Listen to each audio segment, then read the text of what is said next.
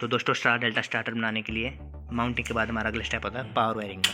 Power wiring basically वो wiring है जिसमें हम अपने कॉन्टैक्टर को MCCB के थ्रू सप्लाई देते हैं। तो ये हमारा जो मेन MCCB है जहाँ पे हमारी 3 फेज सप्लाई आएगी इस एंड पे।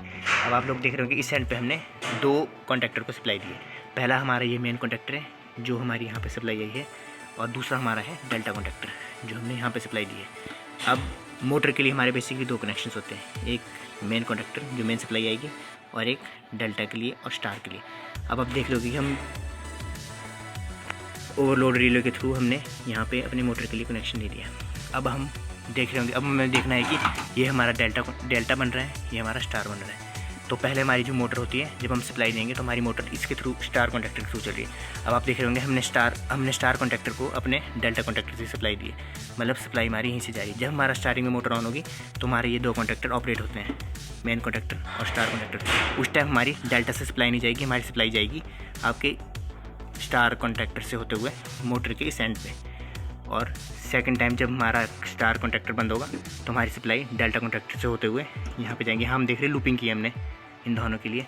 तो हमारी जो बेसिकली वायरिंग आई वो MCCB से आई, वो पहले मेन कॉन्टैक्टर पे गई, मेन कॉन्टैक्टर से एक पॉइंट हमारा मोटर के लिए गया, दूसरा पॉइंट हमारा है उसके बाद हमने MCCB से ही अपने डेल्टा कॉन्टैक्टर के लिए मेन इनपुट दे दी है। इनपुट हमारी इस एंड पे आई और आउटपुट हमारी ये मोटर के लिए गई।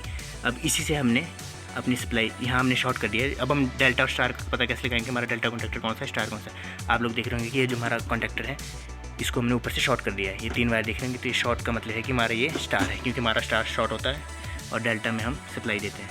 अब ये देख रहे हैं कि इसी के थ्रू हमने अपने स्टार को भी सप्लाई दे दी है। ये हमारी पावर वायरिंग यहाँ कंप्लीट हो जाती है। अब इसके बाद कंट्रोलिंग करने के लिए हमें अपने